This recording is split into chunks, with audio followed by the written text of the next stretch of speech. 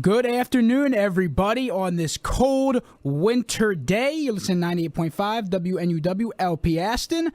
This is Joe Tusio once more, and I have a lot to get to today, especially the NFC and AFC Championship games that went down this weekend, and just a look to the upcoming Super Bowl in a few weeks between the Denver Broncos and the Carolina Panthers.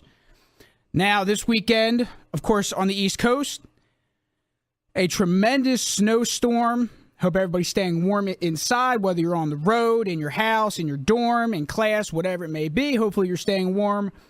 But let me just kick it off right now, talk about these games. And the AFC Championship game was the first game on between the Broncos and Patriots. And it was, I don't know, Manning versus Brady 55. I don't even know at this point. They've played against each other so many times. And again, it was another phenomenal game to watch. It was a duel of the quarterbacks, and it was a duel of the defenses too.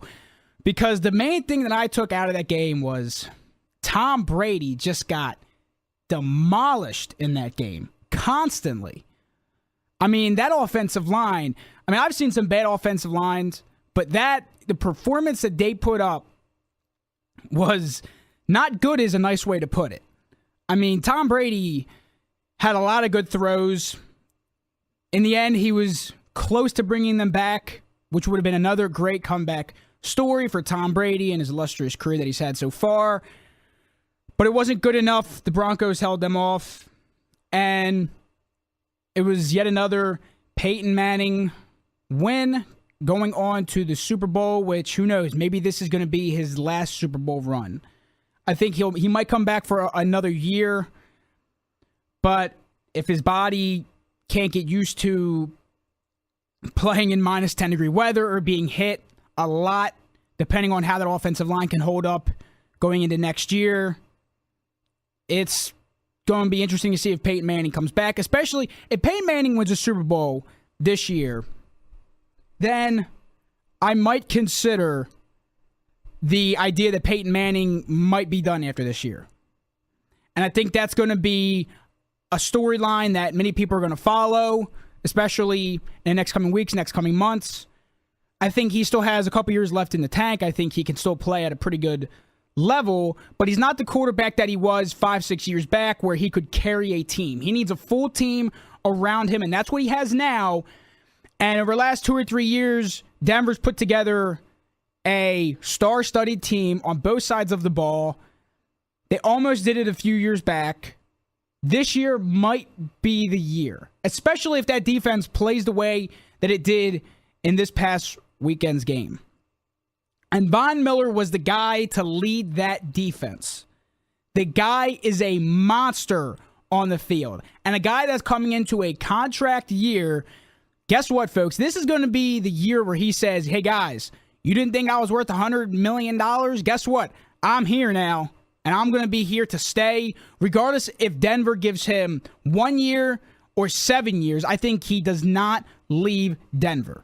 Unless some team throws $150 million at him and Denver can't match that deal. But either way, I think somehow they come up with the cap space to make it work. They have a lot of impending free agents on this team. So you either keep Von Miller on this team or you get rid of, or you don't keep him and you sign all the rest of your other guys that you got. Because there are a lot of good guys on that defense that may not be on this team after this year. But Von Miller is a freak of nature on the field. He was in Tom Brady's face the entire game. He took over that game. And it showed. Denver was constantly getting pressure to Tom Brady. And another thing that I noticed, which is the number one thing that the Patriots need to do to improve that offense, even though Brady's still there, Gronk's there, your wideouts are at least set for the next couple years. You could still get help, but you don't need a number one star. You need a great running game. They've made it work over the last couple years. Dion Lewis had a great first half of the year. He got hurt. Blunt's been playing pretty well for him in the past year or so. They got a decent running game, but now this is where they need to put all their money into a star running back. If Marshawn Lynch is done in Seattle, if I am Tom Brady, I'm going to Robert Kraft and the GM, and I'm saying, get me this guy. Because he's a guy that you can run the ball 30-plus times every single game. I mean, could you imagine that team with Marshawn Lynch? Tom Brady could throw the ball 70 times. Defenses know that he's going to throw the ball, and they still can't stop him. Imagine what can happen if they don't know if they're going to throw or pass. That's going to be pretty tough to beat. And it helps out the future. When Tom Brady is not going to play until he's 85, folks. I didn't know if anybody knew that, but Tom Brady's not, 23. This isn't his first year. He's been in the league a long time. So when he's gone, if your quarterback is a question mark, if you have a Marshawn Lynch type guy, you can at least look at that and say, well, our quarterback is not the guy that we used to have. But if we have a great running game, we can at least make up for it with that. And it was one of those games that and Tom Brady just did not look comfortable throwing the ball. And it was probably because the offensive line couldn't hold up. So if you get a good offensive line going on that team and your run game is, let's say, top half in the league. Let's just say it's top half in the league. That offense could be unstoppable, especially considering that Gronk next year might be 100%. Your offense can get going early and often, and that's the team that maybe next year you have to look for. But the Denver Broncos pulled out that game. They're going on to the Super Bowl to represent the AFC. And then, obviously, to me, the more interesting game was the NFC Championship between the Panthers and the Cardinals. The battle of the MVP candidates at quarterback. Cam Newton versus Carson Palmer. The young kid versus the seasoned veteran. Who's going to win that game? And to me, it came down... And also, I think the MVP race came down to that game, too, because I think the winner of that game also, gets the MVP nod. If Palmer beats that team 31-17, let's just say, I think that kind of puts him up there in the lead for an MVP vote. But that's not how it went, folks. Not at all. The Carolina Panthers, like they did in many games this year, dominated the game. They did not win like 21-17. They dominated that game. And Cam Newton dominated that game. If Cam Newton does not win the MVP, I don't know. I don't know. I don't know how he can't win this now. The way he played against that team, and everybody's going to say, well, Tyrann Mathieu wasn't playing. He's one of their best secondary players. Yeah, so? It's not like he put up 40-plus points against one of the top defenses in the league. And last time I checked, one player doesn't make an entire team. If Brady doesn't play, okay, I could see why Denver dominates that kind of game. But one secondary player isn't going to cause a defense allow 14 points to allow 40-plus points. And the thing that I am so intrigued about this Panthers team, two things. One, the Panther offense does not have their best weapon out there.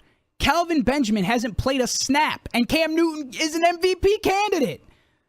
I mean, the wide receivers, when I was watching that game, there was at least 3 or 4 times in the first half alone where wide receivers were just getting open. Like wide open. And these are not wide receivers that are all pro players. Ted Ginn, before he came to this team, yeah, he was a first-round pick. He was supposed to be a good player. He had a couple good years here and there, but he wasn't a star. He wasn't a guy that was putting up big plays every single game. He comes to this team, every game, the guy looks like he's about to bust a 50-yard score. Every game. I mean, the guy is playing phenomenal on this team. Philly Brown, another guy. A guy that on most other teams probably wouldn't be a starting player. On this team, he plays pretty well. And they're getting open. So if you have Kelvin Benjamin as a wide receiver on this team playing right now, teams will double cover him and leave a wide receiver wide open. So that means even more receivers get open even more, which I don't know how it's even possible. But Cam Newton is playing out of his mind. And that's why he should get the MVP nod. And the guy is just like a symbol of the league. There are ads with him in it.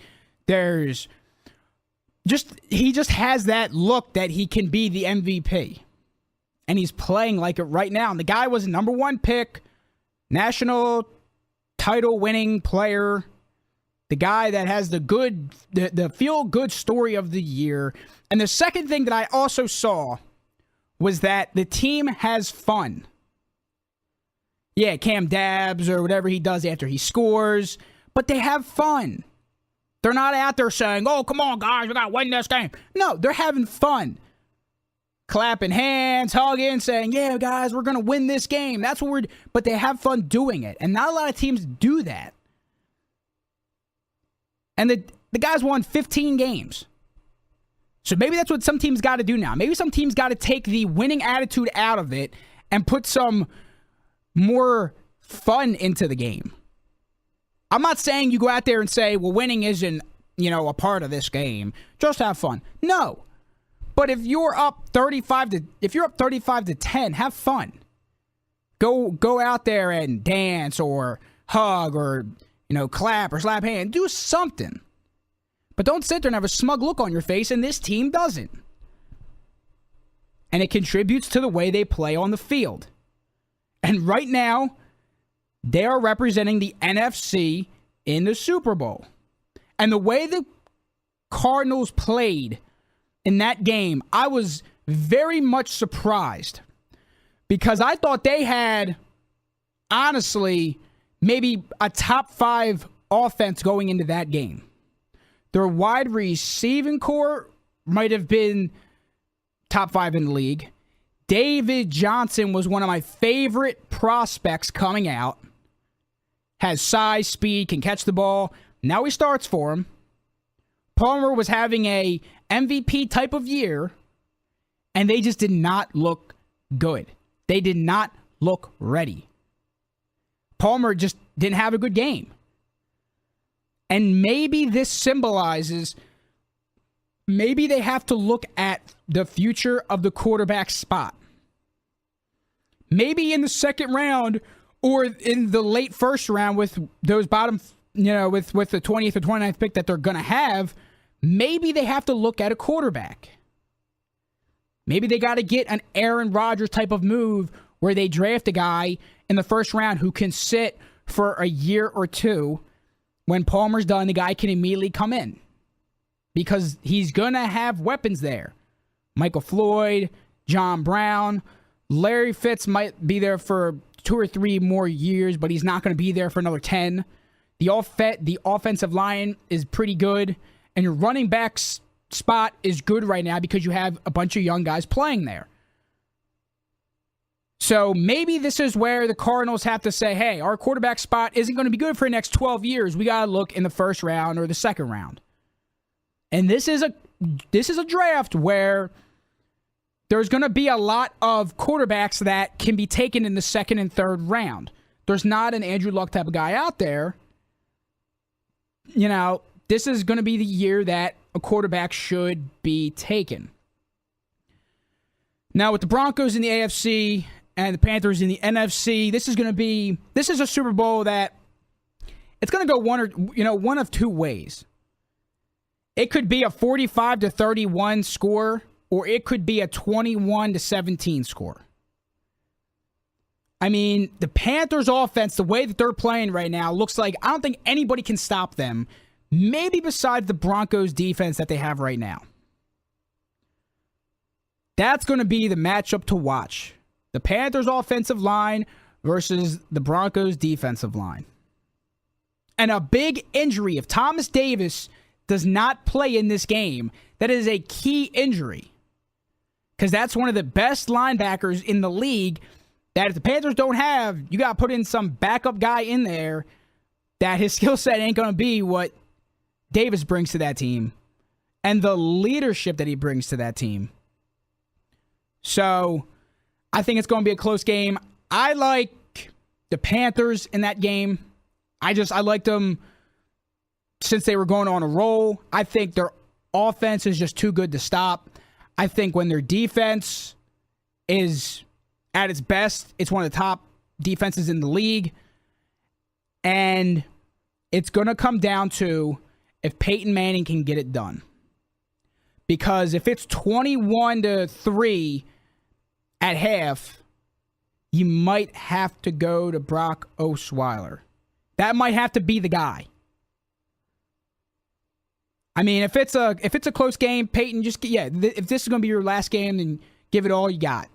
But if they're down by 2 or 3 scores and Payne's not looking that good, you got to make a change of quarterback. And it's different than the NFC title game because Carson Palmer is the guy. He's the MVP type of player. So you really, if you really can't put in another guy to replace what he can do. But the way that Osweiler played in this year was as good as Peyton played this year with this team. So Peyton Manning starts to slouch. Brock can come in, take over the reins. And if Brock Osweiler wins the Super Bowl for him, Peyton Manning might have to go to either another team or maybe this is his last game. So it's going to be interesting to see how the Super Bowl plays out. That's coming in a couple weeks. The Pro Bowl is coming up soon. So we only got a little bit of football left, folks. And then it's on to hockey, basketball, and baseball, as everybody knows, will be starting up soon. Now, with the NFL honors coming up soon, I want to give my take on who I think should win the major awards going from Comeback Player of the Year to the MVP, who I just kind of gave who my take was, but I will further explain. So the first one I want to get into is the Comeback Player of the Year. Now, to me, this isn't an argument. This is not a debate. Eric Berry deserves to win this award. The guy battled a illness that is hard to fight. He was sick for a long period of time. The guy came back and is going to the Pro Bowl. That is a heartfelt story. And if he doesn't win, then somebody's got to explain to me who should win. Because I think his option is, I think he's number 1, 2, and 3 in my books. Now for the Coach of the Year, I go with a 1A and 1B, which I'm doing for a lot of these. Ron Rivera to me would be number 1. A 15-1 team going to the Super Bowl isn't done every year. And the way he's made this offense play without one of their best weapons, and the way that Cam Newton has taken over this team, Ron Rivera has brought leadership that is unmatched by a lot of coaches. There's very few that are as good as him right now. And 1B, everybody knows him in this area, Andy Reid. Yes, the guy won, I think, 10, 11 straight games. They started off slow and weren't looking good, and they came back, and guess what? They went to the playoffs. And he made that team look really good. And I gotta give it to him. And now his offensive coordinators, everybody knows, with Philly. But I digress. I ranted about that for the past 2-3 shows, so I'm not going to go into that much more today. But the Offensive Player of the Year, to me, has got to go to AP. The guy is a phenomenal athlete. I believe led the league in rushing yards. Is the symbol of the Minnesota Vikings. Is a guy that, when you take him off the field, I mean, I'm not going to say they're easy to be beat, but he's that factor that you have to game plan for him, whether he carries the ball once or 31 times. And the way that he carries that team on his back every single week is incredible. And to me, 1B, of course, Antonio Brown, the wide receiver who, to me, he could be told, he could go to the cornerback that is going to defend him and say, guess what? I'm running a 5-yard route and I'm going to catch the ball. Try to stop me. And he makes the catch. The guy is incredible. The guy is, and for his size, he's not some 6'4", 230-pound, rare size type of player. The guy's a small, speedy player, and the guy is maybe one of the best in the league at what he does. Defensive Player of the Year. Now, see, this is where I kind of teeter-totter on who it should be. Most people say J.J. Watt. The guy's the best defensive player in the league right now. The guy is the Houston Texans. And you're right. I would not be mad if J.J. Watt won because the guy is maybe the best defensive player in the league right now. And the guy is, I don't even know how to say it. The guy, the aura that he just has, the leadership, the way that he plays the game is rare. And I'm completely understanding if he wins. But to me, Josh Norman would be the guy in my books to win it. And the reason why I said that was because J.J. Watt's been doing he's been doing this the last 3 or 4 years. So we know that he's going to be a star. Norman, over the last 2 or 3 years, has been pretty good. But this year, he's cemented himself as being a shut-down corner. Now, I don't know if he's number 1 right now, but the guy is an elite cornerback. And he put that defense on the map. And it was one of those things where every team always has like that one guy that teams know. Or he's the one guy on the team that fans will know. J.J. Watt. Teams may not know anybody else besides him. They know who J.J. Watt is. But Josh Norman has done that for the defensive side of this team. He's sort of like a Richard Sherman type of guy where he'll talk trash. He'll say he's the best, and for the most part, he backs it up. And the guy came out of nowhere. Now, if he's been doing this the last 10 years, fine. But the guy this year has solidified his spot. So to me, either way, it can go. Norman would be my pick, but if J.J. Watt wins it, I have no argument against that. Now, before I get to Rookies of the Year, I'm just going to give my little take on MVP. Cam Newton deserves it. The guy's been playing lights out since week 1. He's had maybe one decent game, but other than that, he's put that team on his back every single game. He's carried them to a 15-1 record without his number 1 receiver by his side. The guy makes the players around him better. He is a leader on the team. The guy just has MVP written all over him. Now, if he goes into this NFC title game and loses 31-0, okay, Palmer probably wins. But the way they've been playing since week 1 up until the Super Bowl, he deserves it. Period.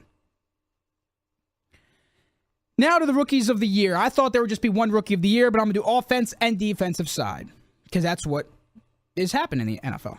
Rookie of the Year on the offensive side of the ball has to go to Todd Gurley. Yes, the guy who, running back was taken in the top 10? Why would you ever do that? Those guys rarely pan out. This guy is a super. I mean, this guy's a stud. What else can you really say? The guy is the St. Louis Rams.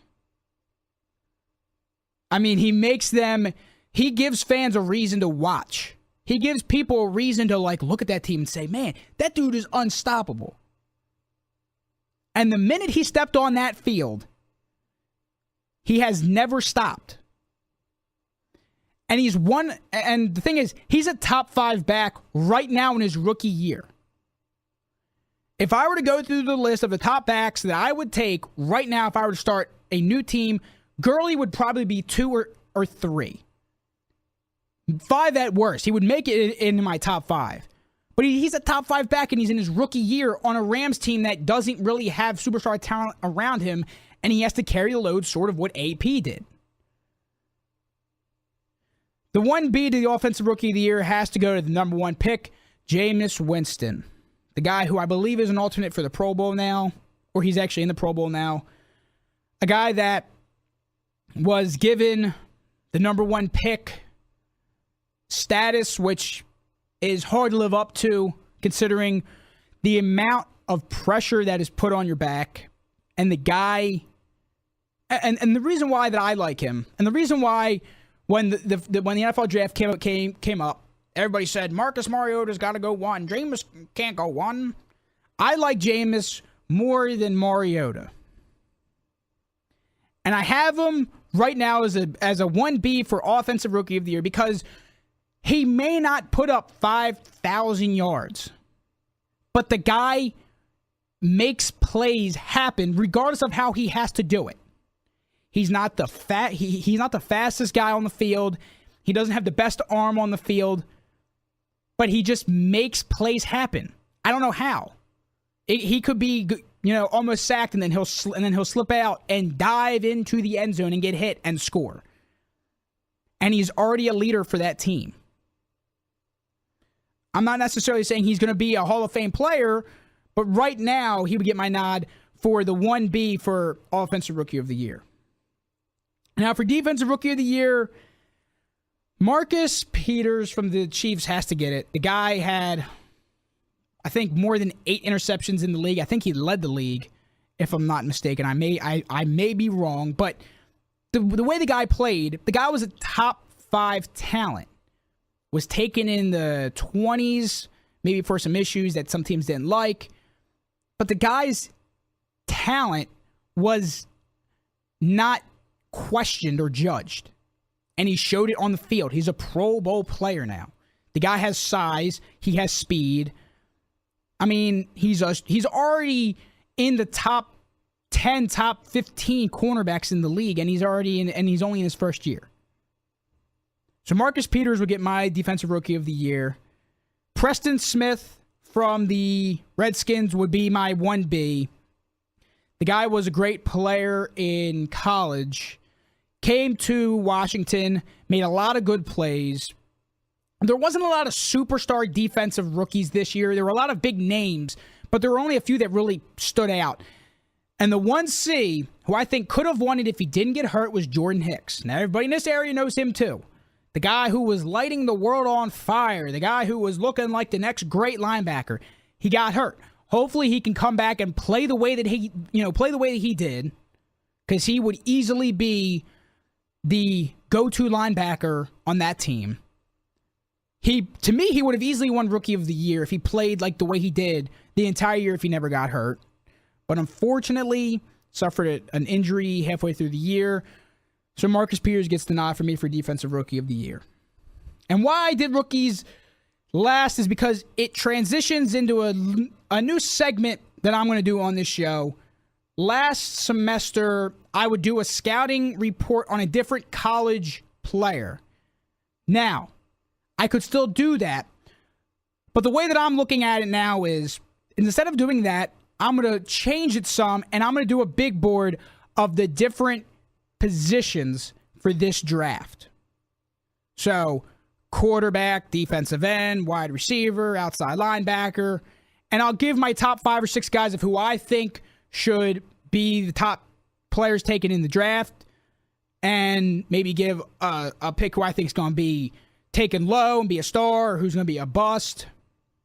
So I'm going to start that on today's show with the quarterback position. Yes, the signal caller, the guy who is given the most pressure, given the most money, the guy who is the go-to star of most teams, the quarterback spot. And in this draft is very interesting because there's no Andrew Luck. There's no way, there's no quarterback who you could say, I'm going to take him at the number 1 pick. He's going to start day 1, and for the next 12, 15 years, he's going to be a star. I think there's some quarterbacks in this draft that have talent to make it work, but I don't think they have the skill set right now to start day 1 and lead a team by themselves. And that's very rare to find in drafts. Quarterbacks nowadays, you might get one every year or two that can come out and be a star. Winston did it last year. Mariota has the talent. I think he needs to get a couple more pieces around him to make it work, but I think he has that to be a star. But it's really, to me, a top 3 quarterback draft, especially in the first round. And it's a 3-horse race Well, it's really a two-horse race, but there's one at the number 3 spot who teams are really intrigued with because his skill set is great, but he goes to a small school. So number 1, Jared Goff, a guy who in the first 2 or 3 weeks of the year was the unforeseen number 1 pick. A guy who his numbers were unreal. The guy could pass the ball to any quarterback on the field. A guy who was easily the number 1 pick. And he didn't necessarily fall off the map, but his game started to it started to go down some. He wasn't playing as well as he was the first half of the year, but he's a smart player. His throws are very good. He can play in multiple schemes. He doesn't really have that speed, but he can do it if he has to. The only thing that is questioned, maybe he has to get a little bit bigger for this league. Because I believe at Cal, he ran a scheme where he would throw the ball a lot, and he made great throws every game. But I think he just needs to bulk up and understand that you're not going to be able to have an offensive line that's going to block you every single play and give you 10 seconds to throw.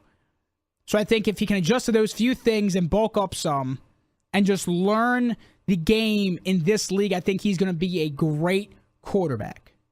Paxton Lynch is number 2. Now, see, this is where 1 and 2 can kind of be switched because it all depends on what you like, what's your taste, what you think is going to be the better, Paxton Lynch is a rare player in terms of his size and his skills. He's a 6'6", 230-pound player, a guy who's got decent speed, a guy who throws on the run very well, a guy who's got a pretty his arm is pretty good, but his release is very quick, which is what teams would want to look for now. And he just makes a lot of good plays, and he's also at a smaller school, but then he started playing good Ds, and the defenses that he was playing up against were kind of maybe showed maybe he's not the number 1 guy. Maybe he's great, but he's not a star yet. And I think his size may push him to be the number 1 quarterback taken in this draft. But I think Jared Goff's skill set and his smarts are going to push him to number 1. Carson Wentz is the number 3 guy. And this is a guy where he's a small school kid. I think he goes to North Dakota State. The guy sort of built like Lynch, 6'6", 220-plus pounds. A guy who can make every throw. A guy who has great speed for his size. A guy that he might be taken higher than teams want to take him at. So before, let's say, week 5, he might be a second-round pick. Now, he might be taken in the top 10 if a team really likes him that bad. If a team like the Eagles, sitting at 13, I think, if they need a quarterback and they like him, maybe they take him. Maybe a team takes a risk on him in the top half of the draft. Or maybe he falls to a team where he can sit a year or 2, groom behind a star player, and then come in when he's set to go. So that would be my top 3: Jared Goff, Paxton Lynch, and Carson Wentz. Now, from 4, I got 4 to 8.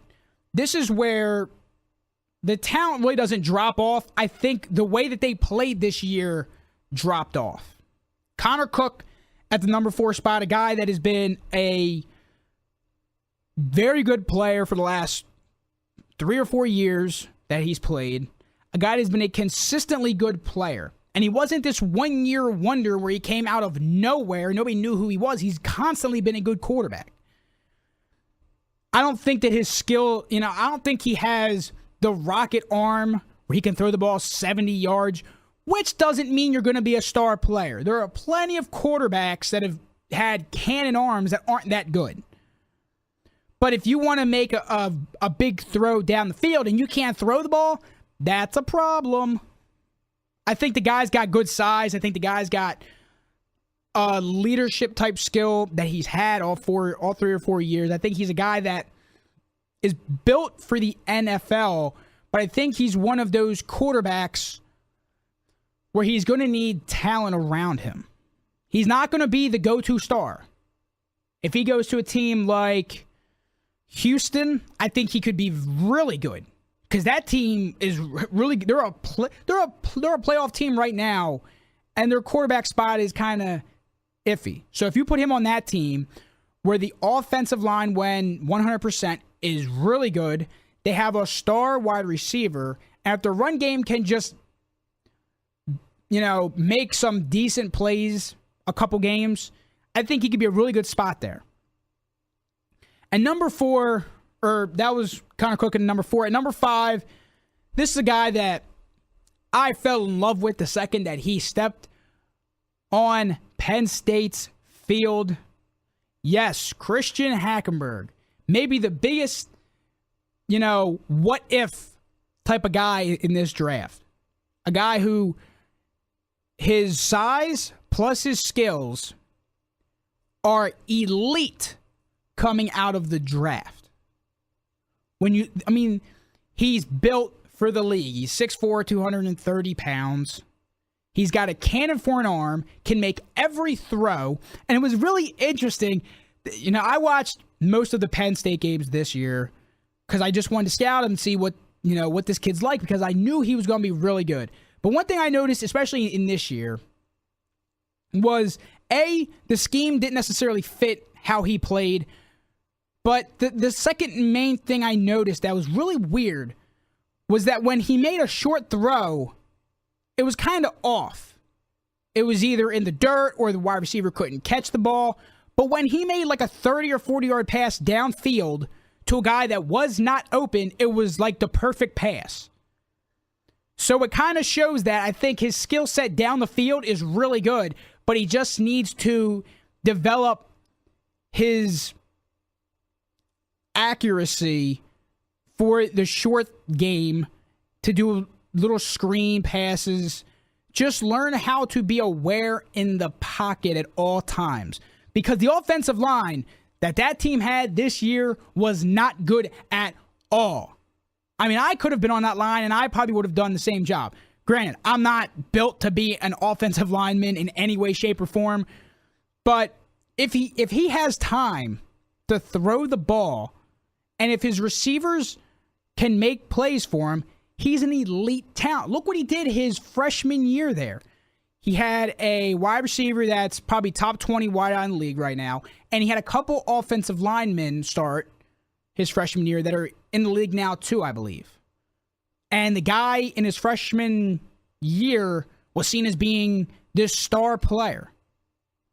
Could have been a number 1 pick. If you were allowed to go out after 1 year, he probably would have been the number 1 pick, or at least a top 10 pick, because the guy's talent level is there. I just don't know if he can transition properly to the league. I still have hope for him. I think his skill set is elite. I just think he needs to go to the right team with the right staff that can help him out and give him a team that has talent. Houston would be the perfect spot for him, folks. Their coach is Bill O'Brien, who coached him at Penn State when he had his best year there. That would be a match made in heaven. They have a pick in the late 20s, so maybe they can get him late. And maybe he can be the guy. Maybe he can be a Derek Carr type of guy that was taken late. And everybody said, well, maybe this guy can be good. Derek Carr, I think, is going to the Pro Bowl now. So it shows that if you get him in the right scheme, he can be a really good player. At number 6, Cardale Jones. Yes, the guy who won a national title, the guy who was seen as being a top 5 pick coming into this year. But Ohio State's quarterback spot was kind of iffy. They didn't really know who was going to be the number 1 guy. Kind of flip-flop back and forth in between multiple games. I think he's a quarterback that is a project type of guy where you got to form him to what he is, if that makes sense. He's a guy that has skills. His skills are really good. He can throw the ball really well.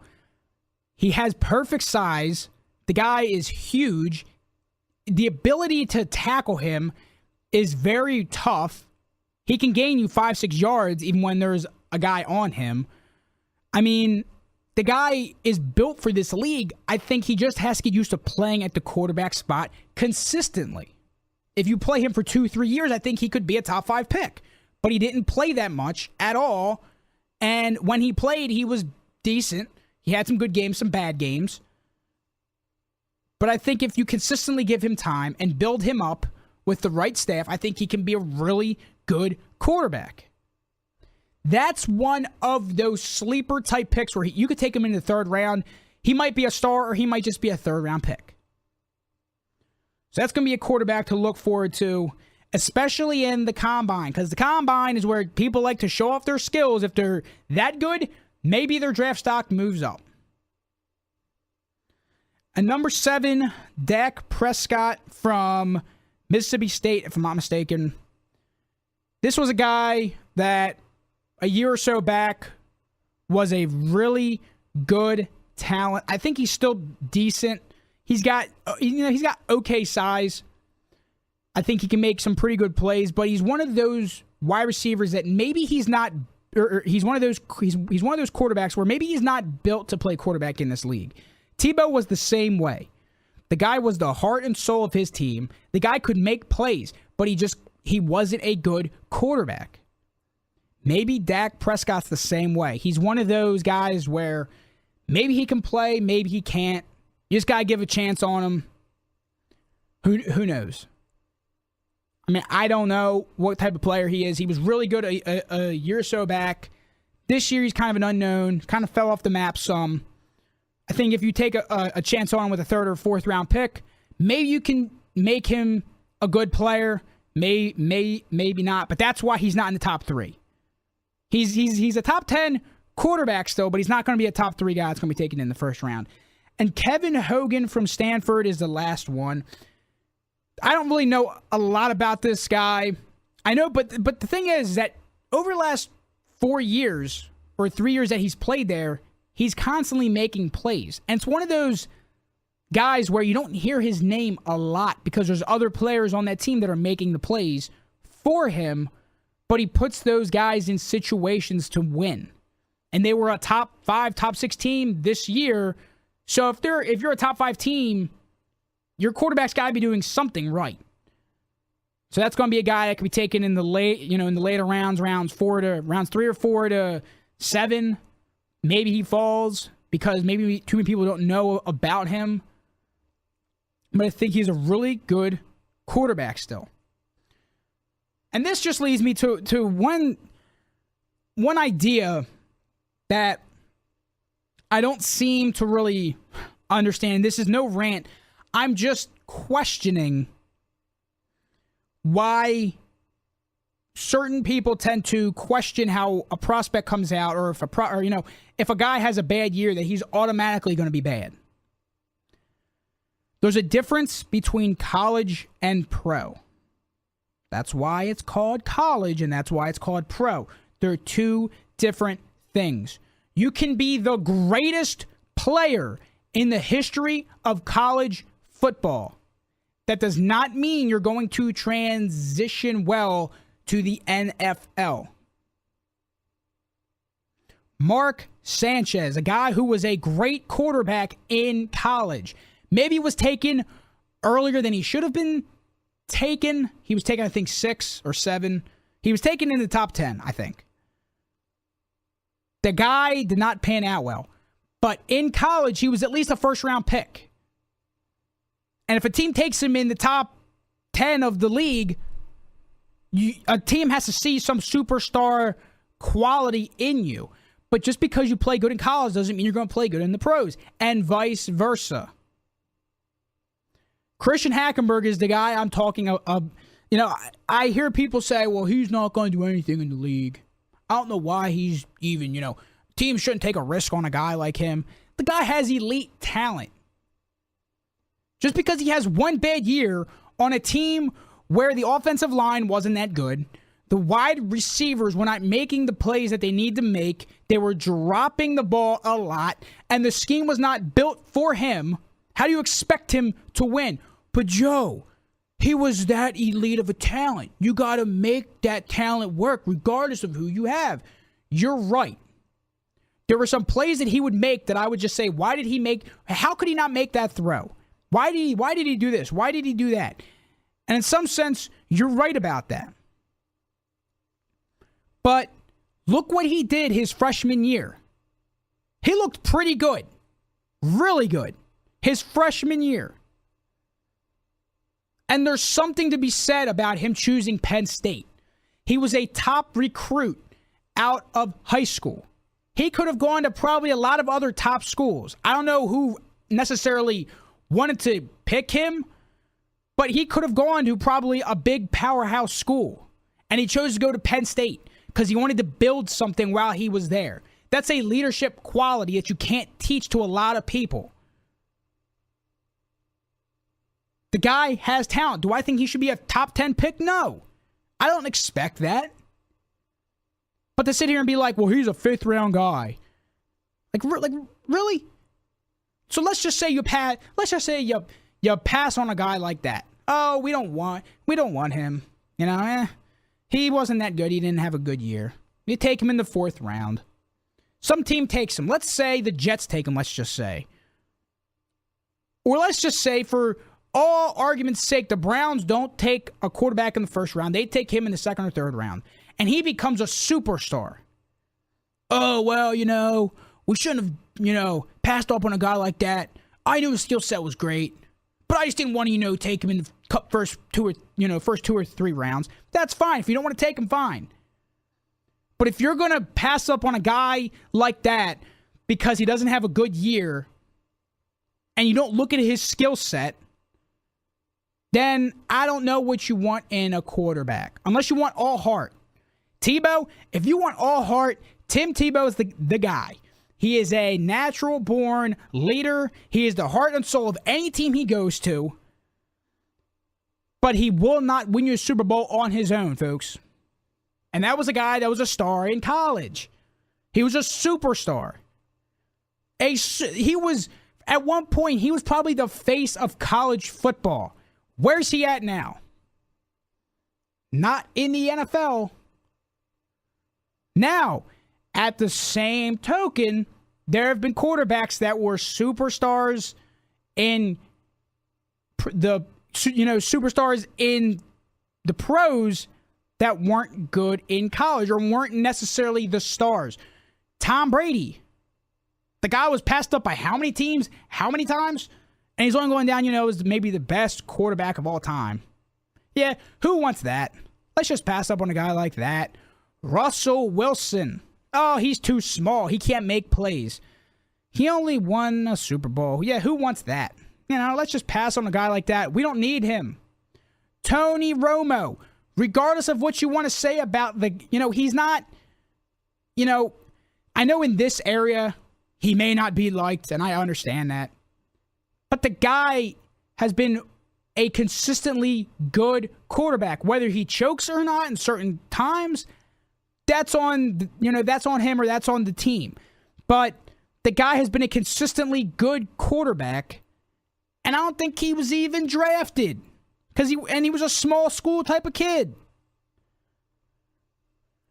I mean, I'm not saying the guy's going to be a star by any means. But you got to give him a chance. You just got to see what he got. If he's a bust, then he's a bust. But you don't got to take a 1st round pick on him. Take him in the 2nd or 3rd round, see what you got. Go from there. Arizona, to me, would be a perfect spot. He could sit for a year or 2 behind Carson Palmer and be coached up by Bruce Arians, a guy who's been known to help quarterbacks everywhere he's gone. And he can be the guy that can come in the second that Carson Palmer retires. Oh, but he had a bad year. Let's just forget this. Yeah, you're right. Let's just forget all this. He only had one bad year with a team that didn't really help him out that much. But, Welcome back to 98.5 WNUW LP Aston. Now, before I get out of here, just some quick points to get to. A few days back, the Cavaliers announced that they fired head coach David Blatt, a move that some really didn't see as a surprise. Some of the players maybe didn't really connect with him as a head coach. He was replaced, and it's just interesting to see. See, the way that I see it is, regardless of what the team is, regardless of who the team is, I don't care if it's LeBron James' team, I don't care if it's, LA, I don't care if Kobe Bryant's in his prime. You got to get a head coach that knows what he's doing. Is a guy, and I'm not saying David Blatt didn't know what he was doing. I'm not saying that at all. But I think you got to bring in a head coach that has experience working with NBA players. And that doesn't mean you have to get a guy that's 58 years old that's been in the league for 25 years. But you got to get a guy that has worked with NBA players. A guy that can relate to NBA players and a coach that can mesh with the team well. Maybe go into a meeting with the players and say, hey, this is my plan. Does it work with your plan? This is where I see this team going in 2-3 years. Is this where you see this team going too? That's probably what they need to do. And maybe that's what they did with David Blatt and didn't work out, or maybe they just didn't mesh well. But it's going to be intriguing. It's going to be interesting to see if their new coach is there for the next couple years or if they get a new coach at the end of this year. And just one more quick thing. The Flyers unfortunately lost a close game against Boston 3-2. Even though they lost, I think there's still hope for them for this year. If their defense can just continue to play better every game, if their young guy Wheel, who is in the trade that happened a few weeks back, if he can continue to progress down the road, and if their goalies can maintain the way they played over the last 2 or 3 weeks, I think they can continue to be a good team this year and for the next coming years when all their prospects come up and play together. So I'm done for the day, guys. I want to thank you for listening in. I will be back Thursday, same time, 11 a.m. You're listening to 98.5 WNUW LP Aston.